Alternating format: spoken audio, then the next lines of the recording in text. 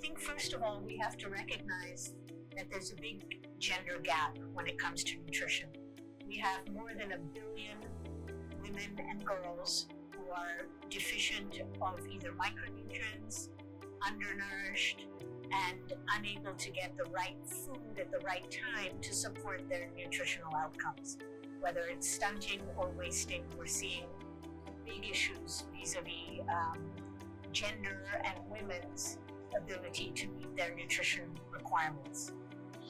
What I was most struck by also is while there's been some good progress on stunting, whether that's girls or boys, anemia, the data has not moved at all, and we still have a big problem with anemia amongst young girls and women that also has an impact for intergenerational passage of malnutrition as well.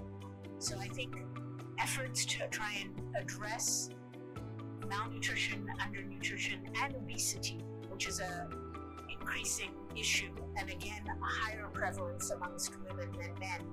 We have to take both a full life cycle spectrum approach to malnutrition for girls and women, as well as tackle some of the issues that are linked to obesity.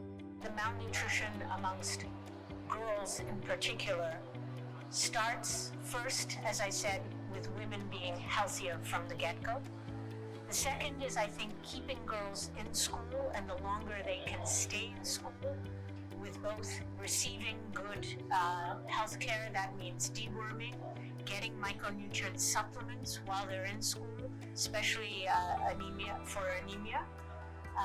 Secondly, keeping girls in school to delay the onset of pregnancy.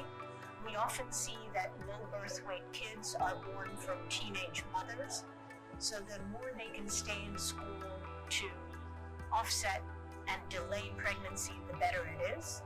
The second thing I would say is we know that both a combination of a healthy meal in school that's nutritious, as well as social protection measures for the most vulnerable households once those girls go home, is going to be an important element of being able to address malnutrition.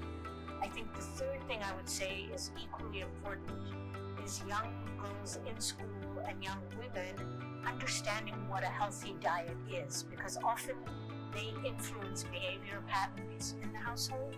So if they understand a nutritious meal, how to help prepare that from when they're in school, that will last them a lifetime.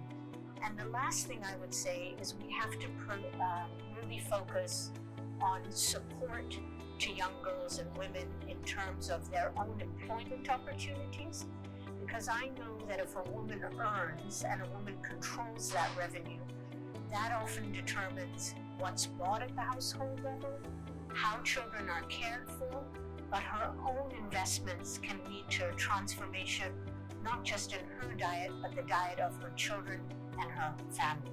So by investing in women and girls, we're really investing in the future nutritional status of an entire household.